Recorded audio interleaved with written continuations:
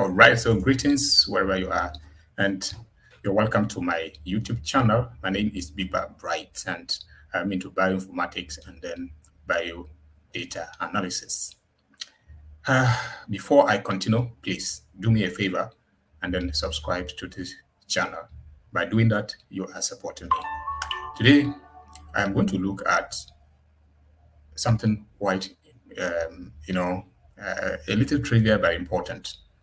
In Ghana at the moment, what is trending is this story. There's this lady who is embarking on Guinness World Records called Faila all the way from Tamale, the northern part of Ghana. And she has already cooked these delicious meals. And according to the records we have, she has cooked about 99 different types of food. And she has served over 600 different plates. What is it? In the course of 140 hours. So, so much data has been obtained from, I think, no, this is not Picon. She's actually at Modern City Hotel. I think this is the chef, who has been helping her quite tremendously. You see curry rice there, and then you can see jollof. You can also see, yeah, there's the curry rice. You can see some wache with chicken, some banku over there. You see some nice, delicious meals by all standard. Maybe let me stretch this a little bit so that you'll be able to see it properly. And so, and some of them, I could just zoom it a little bit. And that's the kind of food that she has been cooking. And it has taken almost everybody's attention in Ghana at the moment. So as someone who like data, like someone who like to, and so that's the lady here who is actually doing the cookathon. And so she plans to cook for almost 10 days. I don't know. She has already done 7 days, and she has maybe about 3 days to be able to complete that. So, and event like this, a lot of data is being generated. And so somebody who is in in the data environment, you would like to put your hands on deck and see what kind of information you can extract from the data. And so that is what we are coming to do this evening. So let me zoom much more so that you can see her. Her name is Faila. Abdurazak. She's married to a captain from Ghana military. And so she's the one who is actually breaking the records. According to sources, all those who are holding the records as it stands now, she has broken all of them. So, but that is not my most important issue this evening. My most important issue this evening is to make sure that we understand the science part of the whole thing. The science part. I think what I was showing, it wasn't visible. So maybe I have to show that all over again. And so this is what I was trying to put across. Let me share my screen a little. Okay, so this is what I was trying to put across.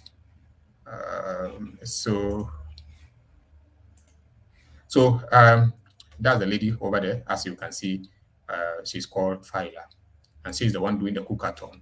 She has cooked so many different, some fine, nice dishes, as you can see. There are quite a number of them. So she's here. She has done so much work. And then look at some of the food that she has served. But you know that in a competition like this, there is so much data that is being generated. So much data is being generated. So as someone who likes to work with data, my interest was to make sure that maybe I see or I extract the data from the activity and see what kind of sales we can make from there. And so I have spoken to those who are concerned, and I'm waiting for the real data to be up. But before, in data analysis, what you often do is you look at the whole event and then the kind of data that is likely to be picked. Then you simulate your own data and then you do your analysis. So I have simulated some data and I'm going to put up some few analysis on it and see how it's going to look like. So let me share my screen now. Let me change to this orientation once again and pull up. This is my R Studio. And so let me show all of us how already I have pulled in much of the data. This is some of the analysis I have put into it, but I'm going to start it off afresh for you to be able to see. And so these are some of the analysis I've already made already. And I'm going to be putting that across. And so I've just titled it Estimate from Faila COOK-A-THON. So these are the number of variables that I think that we should pick from the COOK-A-THON. The number of meals that she has cooked, total number of plates, the number of plates per meal, and then the number of plates per day, average weight of each plate, and then the number of kilogram of rice that has been cooked, the raw rice, all the food stuff that she has she has used in her cooking. We're supposed to have data of all of them. And then when we do that, then we can go ahead and then if we had collected data on the sheet, or let's say on on an Excel sheet, then it's for us to now make sure that we get we get it into our data analysis platform like our programming, and then we can go ahead and then one of the so I have decided to simulate the data. I've not picked all the foods that she has cooked, so I just picked some few of them. And this is jollof rice. This is when you see pea rice, that is means that's plain rice and stew. And then you have yam porridge. And then those are the foods she has cooked so far. So I sample it, and I estimated it at 625 plates that she has cooked so far. And so that is it. So we also want to have an estimated cost of a plate. How much does it cost? If we were going to sell each of the plates in the market, how much are we going to sell it? Or if we're going to cook that particular one plate, how much would it have cost averagely? So we are saying that it will cost an average of 10 Ghana cedis to 30 Ghana cedis. This is the most charitable. The kind of food she's cooking, you can get any at 10 Ghana cedis. But this is just the data simulation. And so we've simulated the data all the way up to this particular point. And so I've run that, or if you want, we can just highlight up to this point, and then we run the data. And so, but we also decided to add some variables like feedback. So the feedback, we are saying that when you see 1, it means the person was satisfied with all the activities and the cooking and the food was nice. 0 means the person was not satisfied. So, and we just picked that sample and then we decided to. But from the information we are getting, almost everybody who went there actually said that what the she was doing well. You can see the president, the vice president, the former president, their wife, the chief of staff in Ghana, everybody has been there, and they've all given thumbs up. So because of that, I decided to simulate the data with a probability of 98% satisfaction as against to 2% of rejection. Obviously, you cannot just score 100%. And so that is the feedback you have there. And then we also want to look at participation. How many people attended this event per day? So we are looking at 400 people and 2,000 people per day. This is also a charitable number because the number of people that we are seeing, they are in excess of 5,000. And it's crazy. The place is crazy clumsy. All right. So, but this is it's also important to add that factor to the number of people who have participated. We could add a number of views, number of media houses. There's so much data that we could pick from there. If I were there, I would have been picking up so much data from there. And so I just simulated this data, and then that was it. So, and then that is also there. So if I print this out, you can see the number of participants. And so it means that in some days we had, at each particular moment, how many people were there that could be saved a number of meals and so that's the data that we have here, the participation.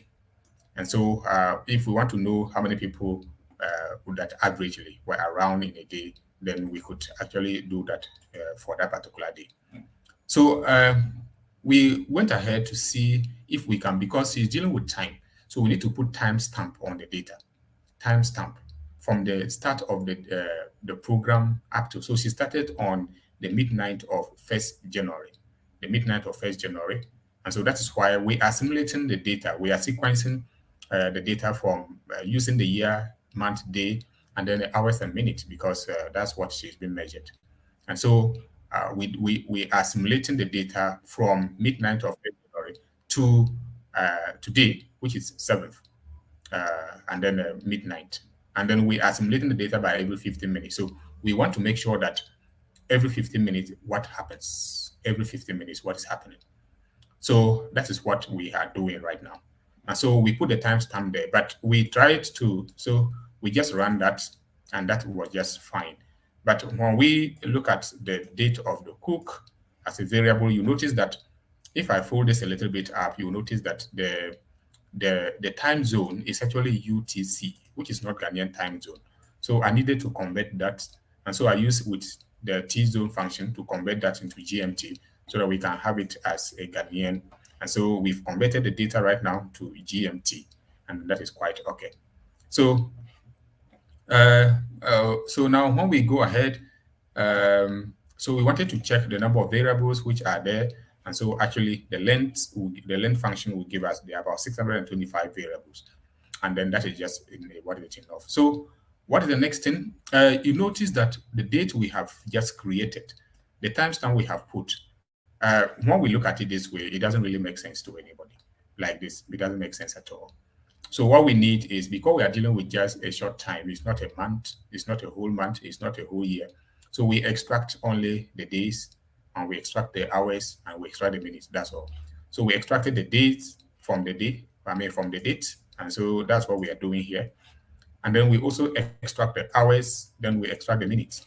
And this is how we extract minutes. That's how we are. So now when I print this, you can see that we've done from day 1 up to 8 days. And then what is it? As you can see it around here. So because we've added the 24th, we added midnight of today.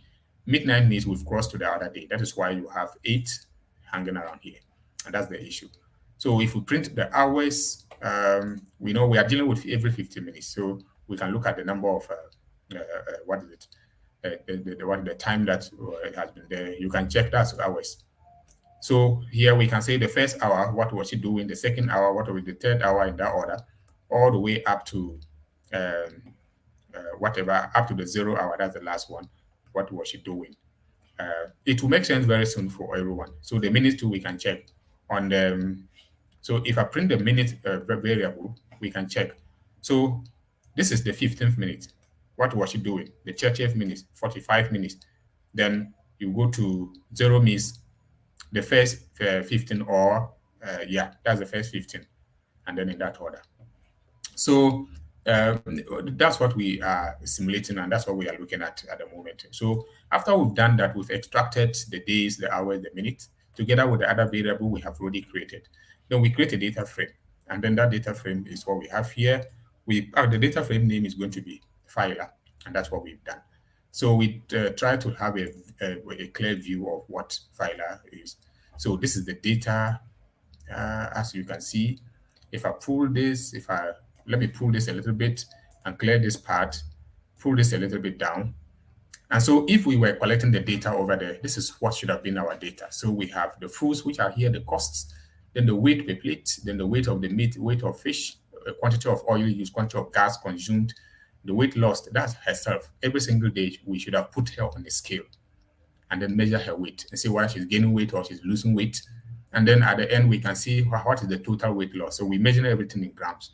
And then the number of tubers of yam. So there are days maybe she could not have used yam at all. So you see 0 there, means there was that day she didn't use yam at all. Then we have the rice that she has cooked, and then we measure it in grams. So that's why you can see this is about 5 grams, this is about 6 grams, in that order. And then the feedback, if you see 1 means that, that's a positive feedback, 0 means that's not a good feedback. Participation is there. The date itself is there right now. So when we scroll to the last part, you can see the dates, you can see the days, the hours, and then the minutes. And so this is how you simulate the data, and we have the data intact. So once we have it intact like this, it becomes easy for us to make sense from the data. It's time to make sense from the data. So we've viewed the data, we've extracted it. So let's now try and see if we can pick what data analysis is about: extracting whatever information you need from your data. It's not any what information do you need. So now we come down there, and the first thing we need to do, I'm going to use the name function and print the variables. And so I will just say what is the Faila, then run that. And so you can see we have all the variables which are here, the food, the cost, and whatsoever. Now, this is going to, I have these variables which are here. I'll keep on running this so that they remind me of the variables I'm dealing with. So now, at the moment, let's say that I want to extract a specific information. I want an information on only TZ, the TZ that she has cooked. So I simply come to what is the filer, then I use the index function to be able to make sure that I extract only that. And so how do we do that? What the code you are seeing over there. So if you have, let's say I have filer here. Okay, no. So I have, let's say, filer here. So that is now. So if I do that and I bring my index and then I put this, I am looking at rows and columns. So if I actually put here whatever number that I have here, then I am looking for rows, and then here I'm looking for columns. And so I want to select the TZ alone. So what I'll simply do is I go into what is it, the filer again, and then but when I do that, and I'm going to select the food column. But the food column, I'm not looking for all. I'm looking for only TZ. So you use double equal sign to say that anything that matches what, whatever I'm going to type here, and then you pick that particular variable and check across all the rows, because we are actually extracting from the rows. So when we do that, and then we fold this up, you see that we have extracted only the TZ. Maybe as we run it again, so I'm going to clear this, and then I'm going to run that part all over again. It's the same. So this way, and so we've extracted only TZ. So you can see the food column is only TZ. So what we have here is only TZ. Let's assume that we wanted to extract to look at the cost of TZ. How much costs, or what is the total cost of TZ? So what I was going to do is, so this is the first code. So I'm just going to come here, and you can see this is the cost column. So the cost column is on the second column. So why don't I put here 2? If I put there 2, I am just extracting only the costs. And so it will pick only the TZ and only the costs. And in that case, it will come as a vector. And then you can see how the cost is. And so here we want to know, also we've extracted only the TZ. And so we want to know what was let's say, just a minute. So I'm going to run that again. And so this is the cost for only TZ. Or yeah, so we come down here, and then we're going to have, now let's assume that this is the cost of only TZ. But we want to know what is the maximum, or what was the average cost of TZ. And so in that case, now that we've selected it as a vector, we will treat it as a, so I'm just going to come here and I will say, so I will just say mean, and then because the mean is not a function, I'll just place it inside there, and then I'll run it. And so the average cost of a plate of TZ there was around 20 Ghana cedis, 61 pesos. And so if we wanted to know the minimum, and so I could have just done minimum, and then I'll just place it inside and I'll run it, and then that will be there. So if we wanted to know what is the maximum cost of TZ, so I would just say my maximum like this, and I'll just place that inside and then run it. And so the maximum was around 29 Ghana cedis, 92 pesos. So this is how we extract the data. But what about if we wanted to extract, let's say we wanted to look at the weight of each plate of TZ, all right? So again, we have to know the weight comes under the third column.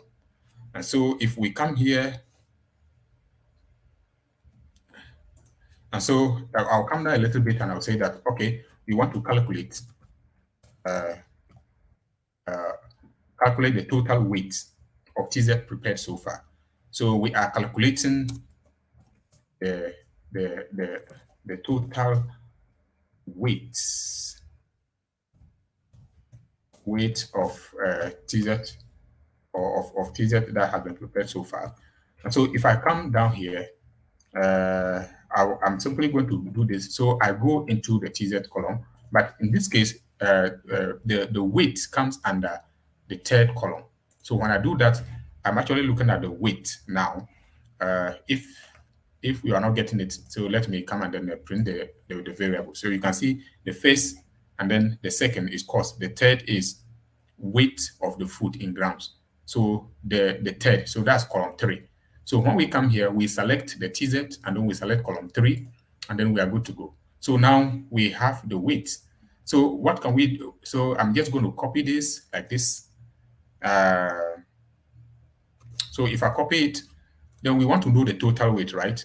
So we simply just say sum. I'm going to sum everything and I'll put it here and run it. So the total weight of TZ prepared so far is 35 kilogram, 846 grams. So that is the total weight of TZ that has been prepared so far. And then we could apply that to look at the average weight. We can look at whatsoever. And of course, we could also check the cost of each plate. Like you can see, we just a matter of selecting the 2 columns and then looking at them head on or comparing them head on. So I could just select column 2 and then column 3 here. That's the cost and then the weight of the TZ. And then we just match the 2 of them and see which one is what was having higher or which one costs how much, and then in that order. So, so for instance, if I decide to create another data frame of just the 2, then I'll be good to go. Now, you can now do whatever that you want here. We could have replaced this particular portion with a different variable, you see, with a different variable, and then we are good to go. So you simply just select this part, the rows part, and then you create whatever variable that you wanted. So let's assume that we wanted to look at plain rice. So I think it's actually p dot rice, and so that will be p dot rice. I think so. And so if I run that, so we can actually, so when we do that, it will give us the total sum, or yeah, the total sum of plain rice in terms of kilogram that was prepared. Or no, that's actually the weight of meat. So this is the total weight of meat that was prepared. No, that is what is the plain rice. So let me see. I'm looking at the rows column, and then the column 3 is actually the weight in grams, and then we are looking at plain rice. So the variable is plain rice, and we are looking at the weight, and so we just sum it, and then we are good to go, which is here. And so these are the various ways you can just use this techniques to be able to. I can go on and on and on here, but if you have the idea, it becomes easy for us to be able to do whatever that we want. And so the next thing we could do is to, let's say we wanted to plot, we could plot actually a graph of the 2 of them and then look at how, but I'm going to be doing that. So we can actually create a table of the foods and then the dates.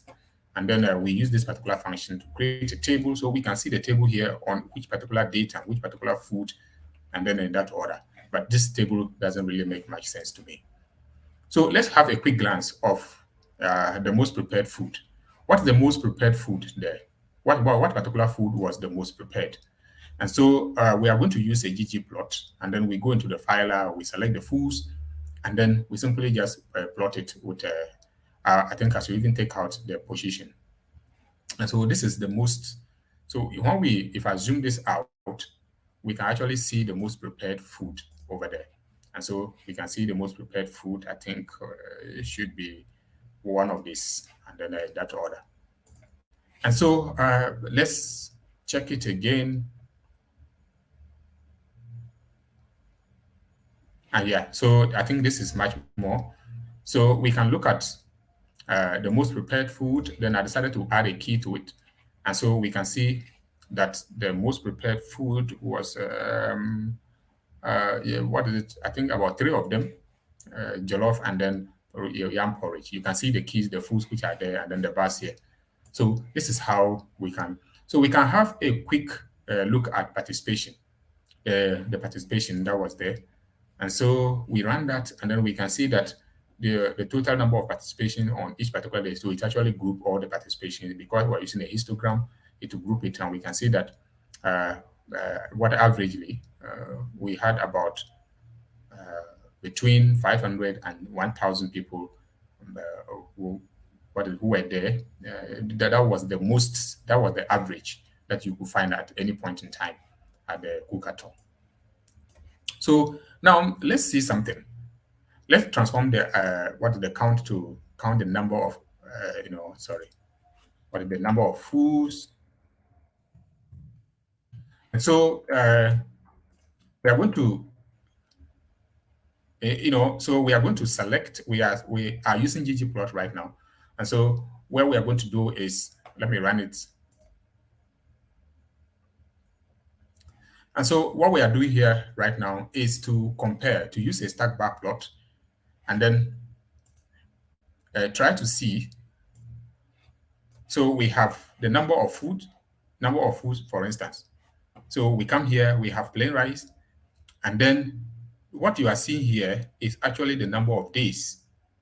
The number of days here on day one, then we can check, and then we look at the stack bar plot, and then how each of them is faring. And so we can see some of the days on top there. So now let's get back to the plot, and we see. So we are using foods, and then we are filling it based on the number of days. As you can see here, we are filling it based on the number of days. So when you see the colors represent the number of days, and they're in that order. And then we are actually counting it and dividing everything by 12. And then it means in all of them, when you see this dot sign, it means all of them. So that's what. And then we label the number of foods, and then we can come here, and then we didn't want to, we could have even left this thing out. So this is the number of foods that have been prepared. But I think the Y column is supposed to be the number of, it should be the number of days. Number of days. So I'm going to run that again. And so if I zoom it out now, we can actually see, so number of days on around this particular side. And so from day 0 all the way, and then the 2, 3, 4, 5, and then in that order. And so we can see each day, and then each particular color represents a day. And then we can see that this is porridge. And then on this particular day, or what is it, the first day, the second, so 1, 2, 3, 4, 5, 6, 7, then in that order. And so what is it? This stack bar plot is very easy to interpret, and that's what I'm talking about. Now we could actually save the plot and add other layers to it, and then we just did that. So now we can add a small layer. So we save the plot to Faila plot here, and then we go ahead, and then we now, instead of us rewriting the whole of this long code, we can now come and then just have the plot that has been saved. So it means this particular plot, this stack bar plot, has been saved. So we add the coordinate trans using the squares. And then when we do that, so it's going to get to a point that will make, and so this one is just stylish. We just flip it and we see how it works. And then we go ahead, and then we have this. And then this is simply like, it's like a radar plot. It's the same thing, but this one looks a little bit more beautiful. And so as we can see, it's a radar plot, but it's the same thing as the stack bar plot. So it's a stack radar plot. So we're analyzing the continuous variables right now. So what we want to do is we just plotting we are looking at the weight loss, and then we want to check the trend. The weight loss, the weight that she was losing almost every day during the COOK-A-THON.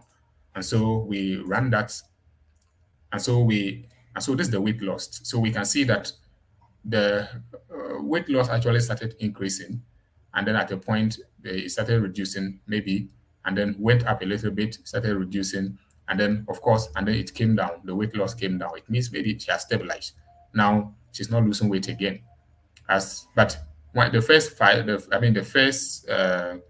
time, what is she actually was losing weight of about between she was losing from 100 to about 110 to about 105 before he started stabilizing, and then in that order. So that is it. we could actually now add some few things just to make it so we can see the density plot, and then we add some few of this. And so here we are looking at, we want to compare all of them. Here we are looking at all, what is it? We are looking at the weight lost in preparing each of the meals. So in preparing rice, so you can see the color of rice here. So in preparing rice, in preparing banku, in preparing burgers, in preparing curry rice, jollof, and all the food. So what was the weight lost?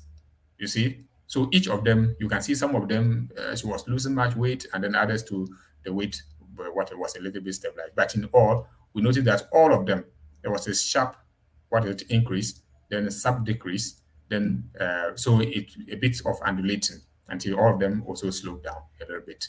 And that's what we can see. That's the pattern we can see over there. And so maybe this is much more clearer. So we can see the density plot here and then the weight lost. So around here, and then that's the density over there. You can look at the density. You can see that here, the weight loss was a little bit minimal. It went up, came down. So what the undulatory thing you were seeing is this is just this undulatory graph density plot that you were seeing. This is the summarized way of looking at it, and this is more clearer to be to explain. And so, yeah, so I think it's the same thing here. But this time around, let's try and see if we can have what is it, a feel of what is the box plot.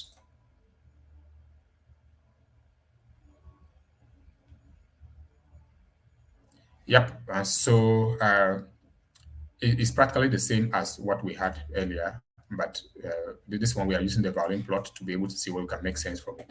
But it's the same. If you understand it, so whatever you see, this is a violin plot. So we consider the height, we consider where, what is it, you can see protrusion and what, so it means the data is concentrated around that particular place. Box plot are always used for data distribution. So we can see in terms of preparing banku, so this is as a food and these are the weight lost. So here we notice that in preparing banku, what is it? It got to a point that yeah, it was losing much weight, and then at a point the weight loss reduces then in that order and then stabilizes. We do not actually have outliers. So we went ahead and then we want to analyze the continuous data, I think. And so this one we are going to use with the dplyr package to be able to see whether we can reorder the. And so we're trying to do the reorder. So we are reordering the food based on, so we reordering, like we are mutating it and we reorder food and the weight lost and then in a particular order, but I did not select that. So maybe we can reorder and then pipe it into, so we are going to reorder food, then weight lost, and then we find the median, and then we pipe it into ggplot, and then we make X the food and then the weight lost, and then we fill it with the number of days, and then we plot it and let's see. So I'm going to run that and then you see what is going to happen. Building a plot is a little bit computational. So sometimes when you run, you will see that it will take a little while before the plot will come.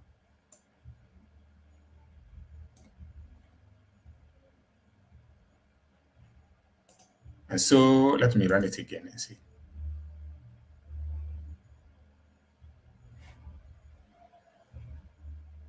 Yep, so it was actually computational. So this is what I was saying.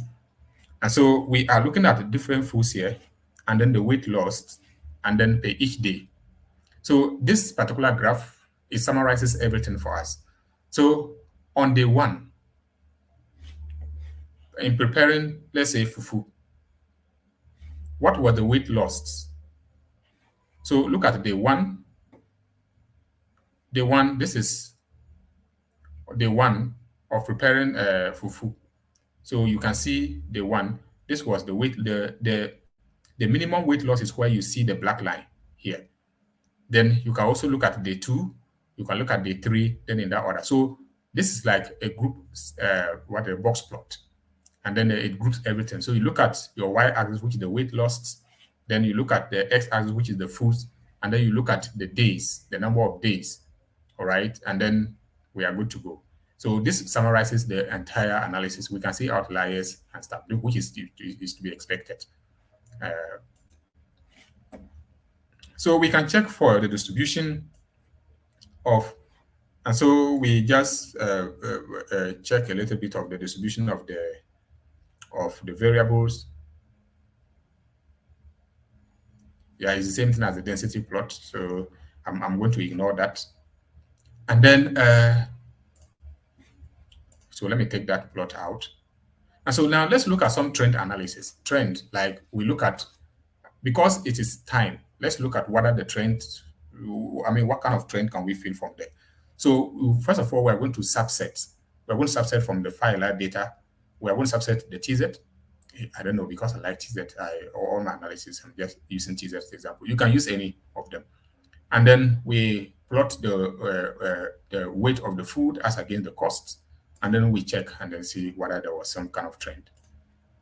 So we run that and see. But we've packed the whole plot into this. So we now have to add a geom line to it and see.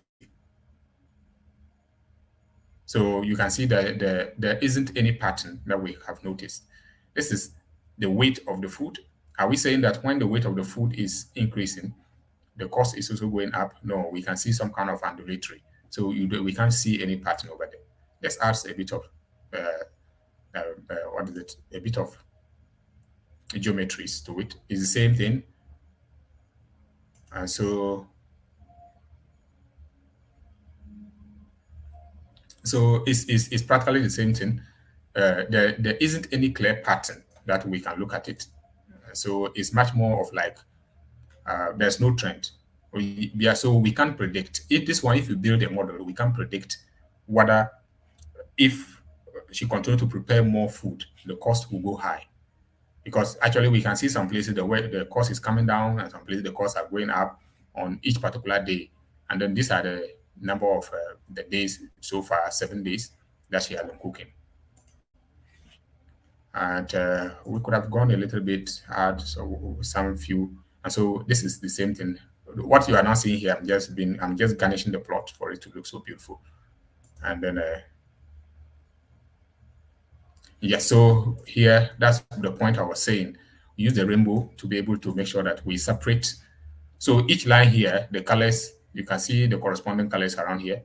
So if it's on day 1, you can see the color here. I think this particular color, the purple, is actually on day 7. And then we can see that we actually have day 8, but there's nothing in 0. So that is why it's not appearing. And so the red is actually day 1. And so we can see there is no clear pattern in terms of costs and then weights of the food per plate, which means whether the weight, whether she's preparing more food leads to more cost, or you cannot actually determine the pattern, as you can see the line. If we had a straight line that is going up, then we could predict. But here, it would be difficult for us to put any prediction. Now, let's look at some summaries of the data. Data analysis is a little bit of intuition. It depends on what you want. You see that I'm just using some few variables. I'm not using most of the variables, you see. But when you use 2 of them, you can use as many as you want. But I just decided to be using just few of them to to look at this first part of the analysis. So here we are going to be doing summarizing. What is summarization? So we want to, like here, we are going to group the data based on the food, number of days, and then costs. And then we pipe it and summarize it, and then see what we're going to get. And so here, what do we see? When we group it, so in terms of preparing Arabian rice, on day 1, look at the costs. We decided to, and then we can look at the weight lost, and then we can also look at the average cost. The average cost was around 19.6. And then on the same day 1, 2, you can have day 2. So this part, it groups the data for you. It's just grouping the data. I just wrote this one, this piping. So we just pipe it. So So we pipe the same data that we have here. We are grouping it by foods and days, and then we pipe into summarize. Then we create a new variable called the weight loss, and then we find the median of the weight loss and pack into that variable. So we can now pipe the results and then make that particular new variable our y, and then number of days, and then we plot it and see. It will look beautiful. Let me. ggplots are usually very computational. So so look at how it looks like. And so this is how so these are the number of days. So day 1 is actually around here. Day 2, day 3, 4, 5, 6, 7, and then you can see 8 is actually 0. And so we added some kind of a model. So you can see that I was saying that if you want to make any prediction, you end up getting nothing. So you can see there's no pattern. So we have the number of days, and then the food that have been prepared, and then the weight loss, the average weight lost. This is the average weight loss in all of them. And you can see there's no clear pattern. In some cases, there's much more weight loss. In some cases, the weight loss is a bit slow. So now let's explore individual variables over there and see. And so we can say that, so what we are going to subset the foods, and then we pack it as also food, and then so that we'll be able to have more variables to look at. And so we pack that into what are the Faila foods here, so we can see which is here. Now, when we do that, we can now ggplot of this particular part that we have already created. That becomes a data set, and we say weight loss against food, and then we are going to say Joule point. We're going to use a Joule point, and then see what we're going to get. So this time around we are exploring individual variables, and so now look at how it looks like. And so see, this is Kelly rice, and then look at the weight loss, and then in that order. So I'm actually just looking at weight loss because that's the variable I've chosen. But you could check for the other variables, and then you are good to go. The variables are many, and the choice of analysis is actually personal. And so we can look at it, and then I could garnish it a little bit, and then and so this one I'm using in Jita. And so if we want to we want to look at some kind of relationship, we want to check whether there's a relationship between the number of days and then the cost. And so so we just run that, and we pack it into this particular plot. For now, when you run it, because you will see empty, so there's nothing there. So we add Joule point to it and see. And so we can see the number of days and then the costs. Each of them on day 1, this is the costs, and then in that order. And then we could add other variables to make it look fine. So that wherever you see each point, you know the kind of food. So here, if I'm looking at this particular point, we can correspond. A rice, you can check the cost of preparing Arabian rice, then in that order. Then you can look at it in TZ, porridge, and then the colors will let you have a distinction of that. And so look at, if we wanted to actually add a model to it, like that's why I keep saying that because it's a simulated data, we're unable to find any pattern. So look at the model. It's actually a linear model, and you can see that you can't make any, it's actually, inelastic, or is it? Yeah. So this is elastic. So it's just stretching like that. You can't see any pattern. There isn't any clear pattern. And so I'm checking again for. So it's the same. And so I think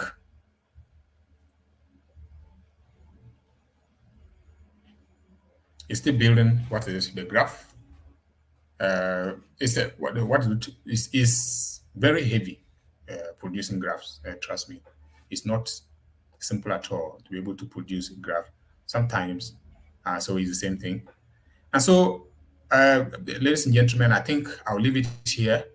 We can explore the other variables. Like if I come here, we can actually explore any of the variables. We can try to find out the average cost of this, the percentage cost of this, and then in that order. Once you have this data frame seated the way it is, it's not left onto you. We can even produce heat maps and whatsoever. From if you've been following the tutorials from yesterday, if I come to this particular point, you notice that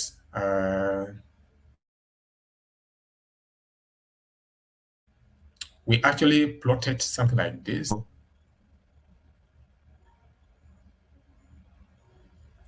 And so you could see we had a plot like this. That was yesterday. And then we actually try to see whether if we could have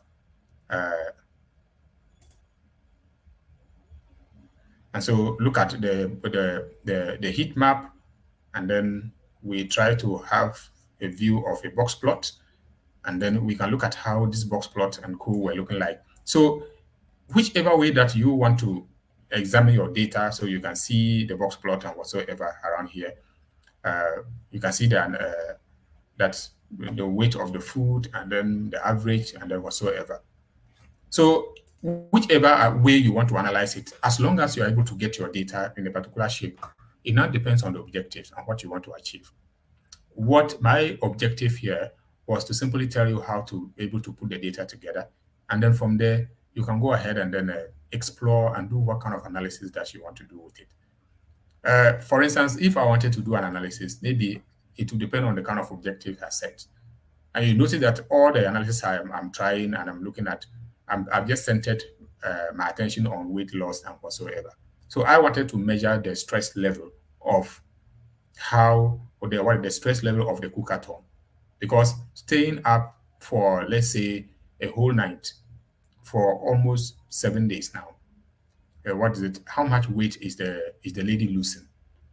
And then in preparing most of the foods, which of the food does she lose much more weight? As again, that's why I use weight loss in almost all the analysis.